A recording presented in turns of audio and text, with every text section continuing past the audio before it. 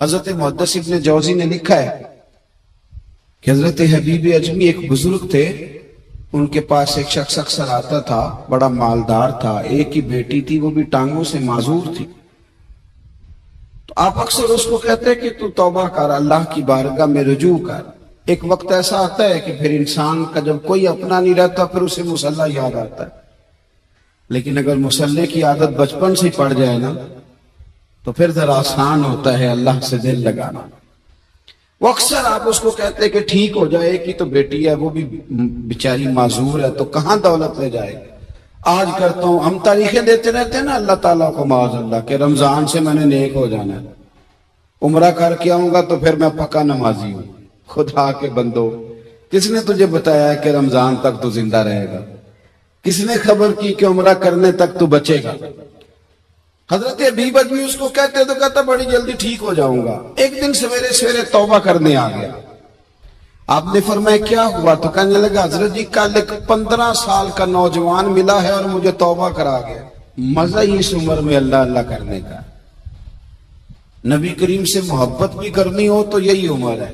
عشق لگا سی کھیڈاں کھیڈ دی نہیں تے پھر مینوں کھیڈاں بھول گئیاں، کجل پایا سی میں یار دے ویکھنے نو، پھر او دی یاد وچ روندیاں ہی ڈول گئیاں۔ حیدر شاہ اس گلی کدے نہ رول دی، پر ہن تے رول گئیاں۔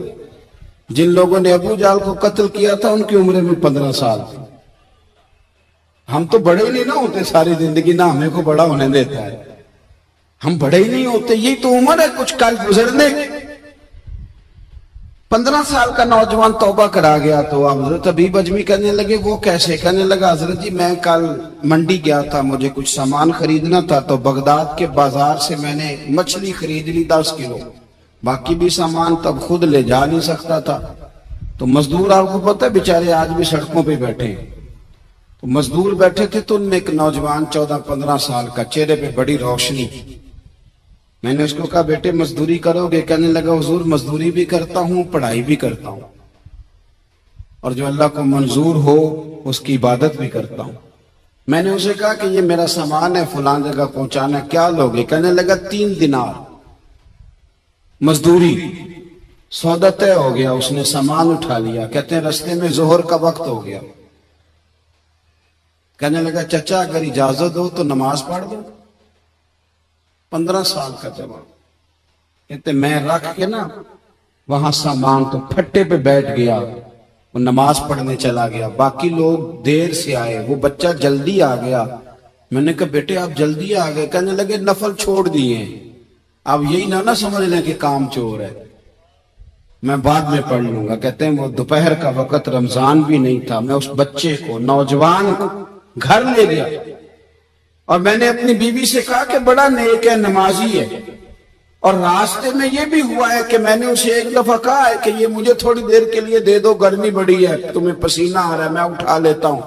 کہنے لگا نہیں چچا میں رزق حلال کھاتا ہوں، اگر آپ اٹھائیں گے تو میں 3 دینار مزدوری پوری نہیں لوں گا، پھر پیسے کم کروں گا، میں نے طے کیا ہے کہ اٹھاؤں گا۔ تو کہتے ہیں میں نے اپنی بیوی کو بتایا تو بڑی متاثر ہوئی، کہنے لگی دوپہر کا کھانا پک گیا، اسے کو روٹی کھا لے، رمضان بھی نہیں تھا۔ کہتے میں باہر نکلا، اس کو 3 دینار تھمائے، تو میں نے کہا بیٹے ایک بات میری مانو گے؟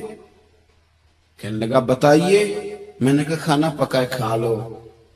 کہنے لگا میں معافی چاہتا ہوں، میں نے روزہ رکھا ہوا ہے۔ حضور نے حکم دیا، حکم نبی کریم نے حکم دیا، بخاری مسلم کی حدیث ہے، فرمایا نوجوانوں اگر تمہارے پاس طاقت ہے تو نکاح کر لو ورنہ روزے رکھو۔ حکم دیا، یا نکاح اور یا روزے، یہ سرکار کا حکم ہے۔ بھائی نفلی روزہ نفس کی قوتوں کو کچلتا ہے، انسان میں نورانیت اور روحانیت لاتا ہے۔ کہتے وہ کہنے لگا میں نے روزہ رکھا ہے، میں اور متاثر ہو گیا۔ میں نے کہا اب کیا کرو گے؟ کہیں اور جانا ہے؟ کہنے لگا نہیں، میں جس دن 3 دینار کما لیتا ہوں پھر میں مزید لالچ نہیں کرتا، باقی وقت یا قرآن مجید پڑھتا رہتا ہوں یا نبی پاک پہ درود شریف پڑھتا رہتا ہوں۔ آپ بتائیں؟ تو میں نے کہا کہ افطار میرے ساتھ کر لو۔ کہتے ہیں میں اسے مسجد چھوڑ آیا اور خود میں لوٹ آیا، افطار کے بعد میں اسے لایا، کھانا کھلایا، عشاء پڑھی، اس کا گھر دور تھا، میں نے ڈرائنگ روم کھول دیا، بیٹھک کھول دی، وہیں وہ سو گیا۔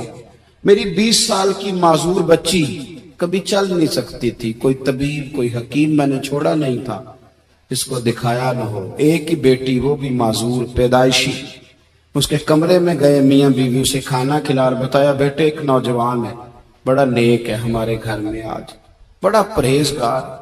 پتہ ہے حضور نے کیا فرمایا؟ نبی کریم فرماتے ہیں جب نوجوان اٹھ کے تہجد پڑھتا ہے نا نوجوان، تو اللہ فرشتوں کے سامنے اس نوجوان پر فخر فرماتا ہے۔ اللہ فخر کرتا ہے کہ عمر دیکھو دیکھو یہ میری بارگاہ، اللہ فخر کرتا ہے، اللہ یعنی خدا خود میرے مجلس بو، اللہ فخر کرتا ہے۔ اب سوچیں، تو ہم نے اپنی بیٹی کو بتایا کہ نوجوان اور بڑا نیک ہے، تو کہتے ہیں وہ کھانا کھلا کے ہم واپس آ گئے، آدھی رات کا وقت ہوا تو دروازے پہ دستک ہوئی، بچی اپنے کمرے میں سو رہی تھی، ہم اپنے کمرے میں، وہ بیٹھک میں۔ گھبرا کے اٹھے کہ اس وقت کون ہے دروازے پہ؟ تو بیٹی کہنے لگی ابا دروازہ تو کھولنا۔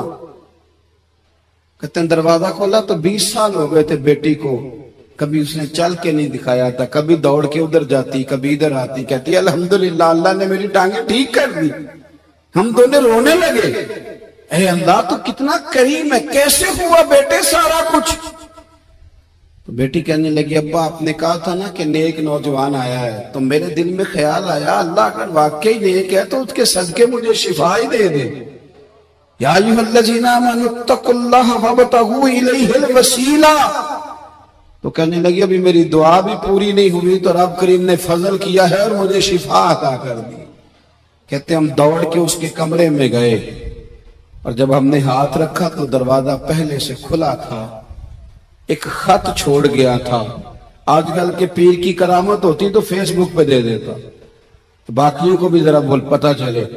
کہتے ہیں وہ خط چھوڑ گیا اپنے بستر پہ کہ اگر تم لوگوں کو مجھ سے محبت ہو گئی ہے تو میرے پیچھے نہ دوڑنا، اس رب کی بارگاہ میں جھکنا جس رب نے میرے اوپر بھی فضل فرمایا ہے اور آپ پر بھی کرم فرمایا۔ میرے نوجوان دوستو، یہ جو بچپنا ہمیں لوگ کہتے ہیں نا ابھی بچے ہو، ابھی جب آپ بالغ ہو گئے تو نماز فرض ہو گئی، سچ بولنا ضروری ہو گیا، رزق حلال کھانا ضروری ہو گیا، شریعت ساری کی ساری لاگو ہو۔ نبی اکرم صلی اللہ تعالی علیہ وسلم نے ارشاد فرمایا وہ مومن جو لوگوں کے ساتھ مل کے زندگی بسر کرے اور لوگوں کی طرف سے آنے والی تکالیف پر صبر کرے، وہ مومن اس مومن سے افضل ہے جو زندگی تنہا گزارتا ہے۔ وہ لوگوں کی طرف سے آنے والی کسی مشکل پر اسے صبر نہیں کرنا پڑتا، افضل وہ ہے جو لوگوں کے بیچ رہے۔ اور اگر لوگوں کی طرف سے کوئی مصیبت آتی ہے، کوئی مشکل آتی ہے، کوئی تکلیف آتی ہے، کوئی اذیت آتی ہے، اس پر صبر کرے، یہ افضل ہے اس بندے سے جو تنہا رہتا ہے۔ اسلام نے رہبانیت سے منع کیا، مل جل کے رہنے کا کہا۔ کوئی انسان سامنے ہوتا ہے تو کوئی اسے بات بھی کر ہی لیتا ہے۔ یہ تو بزدلی ہے نا کہ انسان اس لیے کونے میں چلا جائے کہ کوئی آدمی مجھے تکلیف نہ دے۔ جب انسان سفر طے کرتا ہے، منزل کی طرف جاتا ہے تو سارے راستے اسے پکے نہیں ملتے، کچھ راستے کچے بھی ہوتے ہیں، دشوار گزار بھی ہوتے ہیں، لیکن اگر وہ جد و جہد والا ہے، کسی منزل تک پہنچنے والا ہے تو پھر اسے راستے کی پرواہ نہیں کرنی چاہیے، اسے منزل کا شوق پیدا کرنا چاہیے۔ تو انسان کو، مسلمان کو سماجی رابطوں کا کہا، مل جل کر رہنے کا کہا، لیکن اس کے ساتھ ساتھ اسے صالح ماحول بنانے کا بھی حکم دیا کہ مل جل کے رہنا ضرور ہے پر رہنا سچوں کے ساتھ ہے۔ مل جل کے رہنے میں ہی فائدہ ہے لیکن ہر ایک سے مل جل کے تھوڑی رہنا ہے۔ فرمایا یا ایھا الذین آمنوا اتقوا اللہ وکونوا مع الصادقین، اے ایمان والو اللہ سے ڈرو اور سچوں کی سنگت اختیار کرو۔ ایسے لوگوں کے پاس بیٹھو جن کے مزاج میں صداقت ہو، جن کی طبیعتوں میں ستھرائی ہو، جن کا لب و لہجہ شستہ ہو، جن کے الفاظ دھلے ہوئے ہوں، جن کا آئینہ کردار صاف ہو۔ سچے لوگوں کی، یہ جو انسان کا ماحول ہوتا ہے نا، یہ اس پر بہت اثر کرتا ہے. خارجی ماحول بڑا اثر کرتا ہے. نبی پاک صلی اللہ تعالی علیہ وسلم نے فرمایا کل مولود یولد علی الفطرہ، جو انسان بھی پیدا ہوتا ہے وہ فطرت پر پیدا ہوتا ہے، مسلمان پیدا ہوتا ہے. نبی کریم نے فرمایا اگر اس کے والدین یہودی ہوں تو اسے یہودی بنا دیتے ہیں، عیسائی ہوں تو عیسائی بنا دیتے ہیں، مسلمان ہوں تو بچہ پیدا، یہ صحیح حدیث میں موجود ہے. اور ان لفظوں کے ساتھ موجود ہے کہ والدین اگر یہودی ہوں تو یہودی بنا دیتے ہیں، عیسائی ہوں تو. چلیں دو باتیں میں تشریح کے طور پہ عرض کر لوں. حضور نے فرمایا بچہ مسلمان پیدا ہوتا ہے، ماں باپ یہودی ہوں تو یہودی بنا دیتے ہیں، عیسائی ہوں تو. اب مجھے کیا لینے دو، اگر ماں باپ نمازی ہوں تو نمازی بنا دیتے ہیں،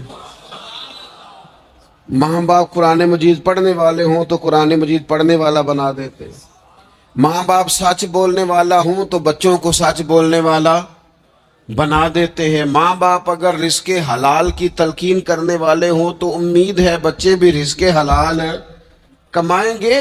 یہ حضور نے فرمایا ہے کہ بچہ مسلمان انسان نہ فطرت نیک ہوتا ہے. یہ بات آپ نے سمجھنی ہے. فی نفس ہی انسان مسلمان ہوتا ہے، فطرت پر پیدا ہوتا ہے. جھوٹ بولنے والا جو بندہ ہے نا، جو جھوٹ بولتا ہے وہ بھی جھوٹ سے نفرت کرتا ہے. آپ جھوٹے کو جھوٹا کہیں وہ ناراض ہو جائے گا. انسان فطرتن، کوئی نہیں سمجھ رہی آپ کو میں نے کیا کہا ہے. انسان فطرتن فی نفس ہی نیک ہوتا ہے، مسلمان فی نفس ہی پرہیزگار ہوتا ہے. اس کے مزاج میں اللہ نے نیکی، اگر کسی وجہ سے وہ غلطی میں الجھ گیا ہے، اس کا رزق ناپاک ہو گیا، لیکن اگر آپ اسے کہیں گے نا تو حرام کھاتا ہے تو ناراض ہو جائے گا. کسی وجہ سے کھا رہا ہے، اللہ معاف کرے، پر کہیں گے تو ناراض. یہ اچھا لوگ کیا کہتے ہیں؟ لوگ یہ کہتے ہیں دیکھو جی جھوٹ بولتا ہے، جھوٹا کھایا تو بگڑ گیا ہے. او بھئی یہ جو بگڑ گیا ہے نا، اس پر اللہ کا شکر ادا کر. کیوں؟ اس لیے کہ جھوٹ بولتا ہے پر جھوٹ کو پسند نہیں کرتا. وہ کسی وجہ سے رزق اس کا ناپاک ہے پر رزق حرام کو پسند، وہ رزق حلال والا کہلانا چاہتا ہے.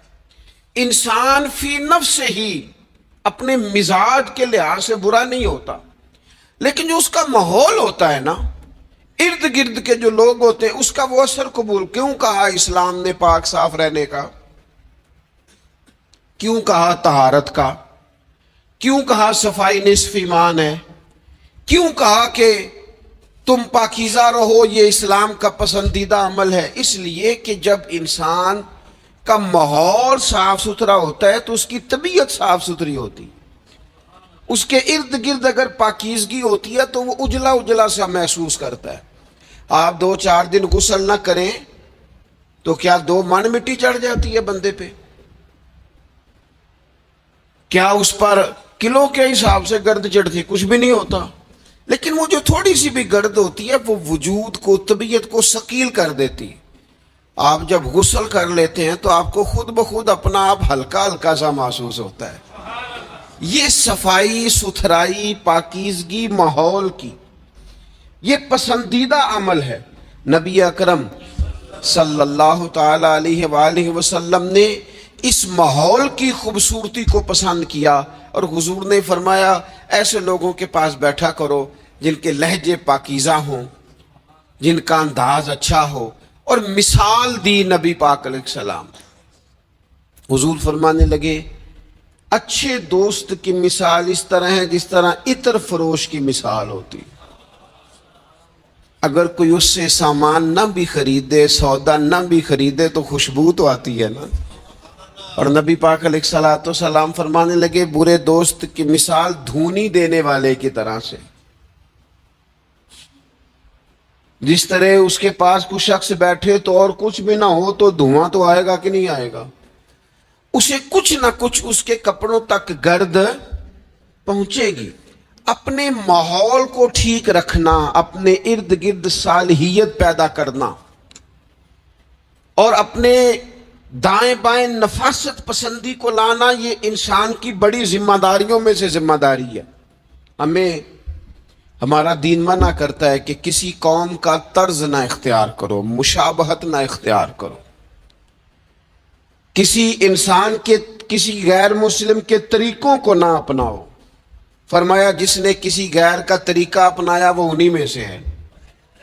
کسی غیر قوم سے مشابہت نہ اختیار کرو، اپنی الگ تمہاری تہذیب ہے، تمدن ہے، تم اگر اپنے طریقوں پر رہو گے تو نفاست پسند رہو گے، تمہارے ماحول میں اس کا اثر نہیں آئے گا۔ آپ دیکھ لیں، غور کر لیں، ہمارے ماحول میں آج کتنی خطرناک چیزیں داخل ہو گئی، نہ چاہتے ہوئے بھی داخل ہو گئی ہیں، نہ چاہتے ہوئے بھی۔ کئی جگہ پہ ویسے مطلب سفر کر کر کے بندہ نڈھال ہو جاتا ہے، جا جا کے نڈھال ہو، پھر کچھ ایسی جگہوں کی اگر دعوت ملتی ہے آپ کو تو آپ ویسے ہی پریشان ہو جاتے ہیں۔ یعنی اگر پہلے تو یہ ہوتا تھا کسی بزرگ کا عرس منانا ہے، اب دعوت ملتی ہے کہ ان کا یوم ولادت ہے، اس پہ جلسہ کرنا ہے۔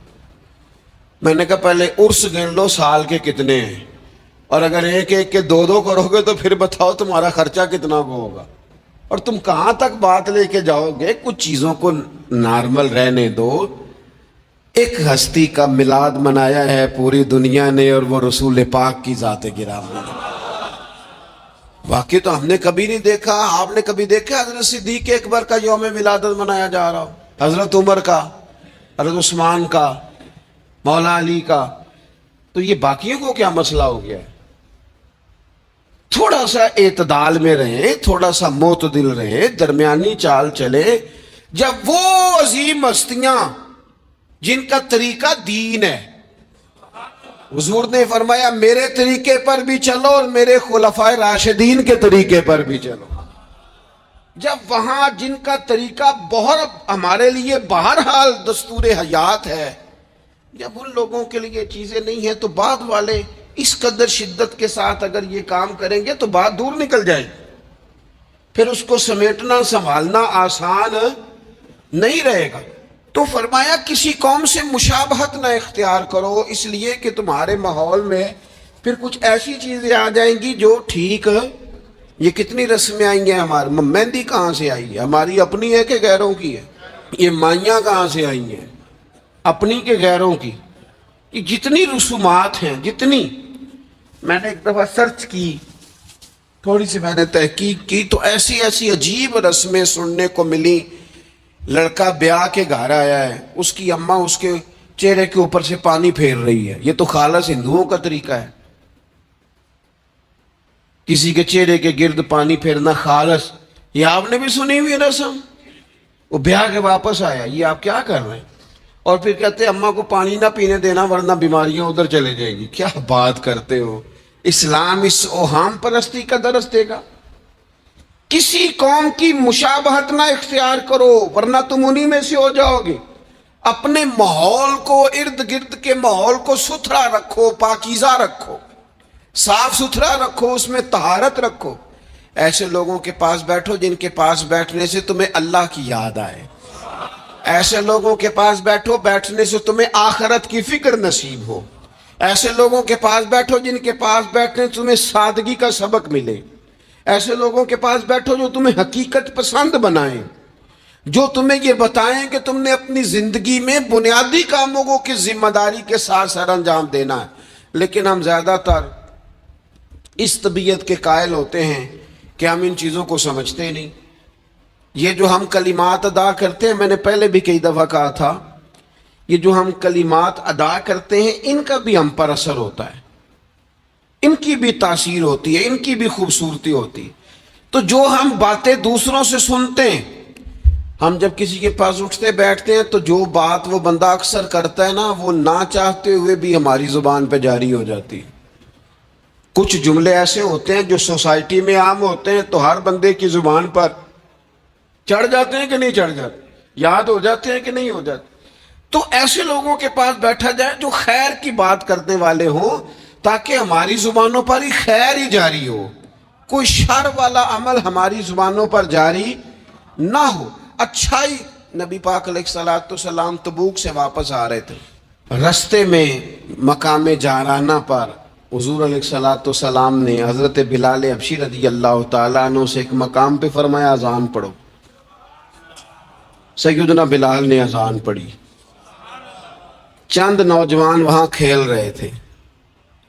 ان میں سے ایک نوجوان جناب ابو معذورہ بھی تھے. انہوں نے نا حضرت بلال حبشی کی آواز کی نقل اتاری. یہ اگر نیت اچھی ہو نا تو اچھوں کی نقل بندے کو تار دیتی ہے. ہاں اگر نیت اچھی ہو. اگر معاذ اللہ توہین کی نیت ہو تو یہ مسئلہ خطرناک. حضرت موسیٰ علیہ السلام کے زمانے میں ایک شخص تھا تو جناب موسیٰ کی نقل اتارتا تھا. اس کا انتقال ہو گیا تو رب کریم نے فرمایا اس لیے اسے معاف کر دیا ہے کہ ادائیں تو میرے کلیم کی اپناتا تھا. ادائیں تو میرے کلیم کی اپناتا تھا.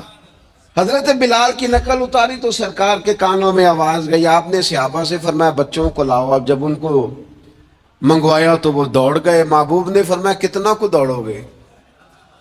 پکڑ تو ہم نے لینا ہے. سب بچوں کو لے آئے. حضرت ابو معذورہ بھی ہیں. حضور نے فرمایا کس نے اذان کی نقل اتاری ہے؟ تو یہ بچے بڑے پکے ہوتے ہیں. اگر ایکا کر لینا آپس میں. حضور نے فرمایا کس نے اذان پڑھی ہے؟ کوئی نہیں بولا. کریم فرمانے لگے چلو باری باری سناؤ. اب حضرت ابو معذورہ کی باری آئی. مختلف انداز میں بھی روایت مختلف جگہوں پہ موجود ہے. جب ان کی باری آئی انہوں نے اذان پڑھی. پہلے تو پڑھی تھی اپنی مرضی سے. اب پڑھی کریم رسول کی صحبت میں کھڑے ہو کر. اور یار حد ہو گئی جو نبی پاک کے سامنے کھڑا ہو کے کہے اشہد ان لا الہ الا اللہ. جو حضور کے سامنے کھڑا ہو کے کہے اشہد ان محمد رسول اللہ. پھر وہ بندہ خالی رہ جائے. حضور نے فرمایا کتنی سونی ہے تیری آواز. اور پھر سرکار نے ان کے سر پہ ہاتھ پھیرا. پھر ان کے دل پہ ہاتھ پھیرا. تھوڑی دیر ہوئی ایک آیا کالیاں زلفاں والا. ایویں تھوڑی دیر ہوئی ایک آیا کالیاں زلفاں والا. 2 کڑیاں میرے من وچ رکیا ہے تے کر گیا نور اجالا. ہر چیز تبدیل ہو گئی. محبوب نے دعا کیا اللہ انہیں اسلام کی ہدایت دے دے. حضرت ابو معذورہ کہتے ہیں چند منٹوں میں میرا ماحول بدلا. میری تقدیر بھی بدل گئی. میں کلمہ پڑھ کے مسلمان ہو گیا. اب نبی پاک علیہ السلام نے کیا فرمایا؟ فرمایا کہ بلال اذان پڑھیں گے مدینہ طیبہ میں اور ابو معذورہ پڑھیں گے مکہ مکرمہ میں. ان کے بال اتنے بڑے تھے کہ وہ بیٹھتے تھے نا تو ان کے نیچے دب جاتے تھے. لوگوں نے کہا کٹواتے کیوں نہیں؟ کہنے لگے کیسے کٹواؤں؟ حضور نے دست مبارک لگایا. یہ میں بال قبر میں ساتھ لے کے جاؤں گا. پس مردن فرشتوں نے جو تلاشی لی تو کیا نکلا؟ کہتے میں انتقال کر گیا. فرشتے قبر ٹٹولنے لگے کہ بھلا کیا لے کے آیا؟ پس مردن بعد مرنے کے. پس مردن فرشتوں نے جو تلاشی لی تو کیا نکلا؟ فقط ایک دل کے گوشے سے خیال مصطفیٰ نکلا. حضور کا خیال پاک نکلا. حضرت ابو معذورہ کو تھوڑی دیر وہ ماحول ملا. حضور کی سنگت مبارک.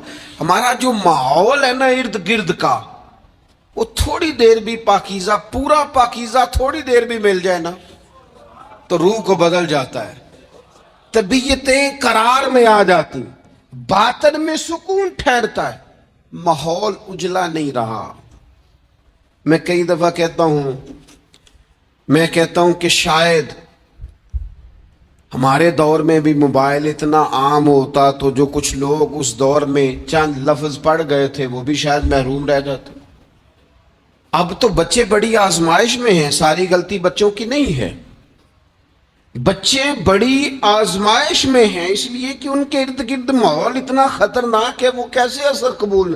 سیانے بندے اثر قبول کرتے ہیں, سمجھدار لوگ اثر قبول کرتے ہیں, تو بچے بیچارے کیا کریں؟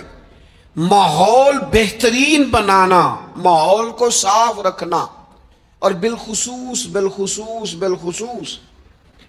اپنے گھر کے ماحول کو ٹھیک رکھنا, یہ بہت بڑی ذمہ داری.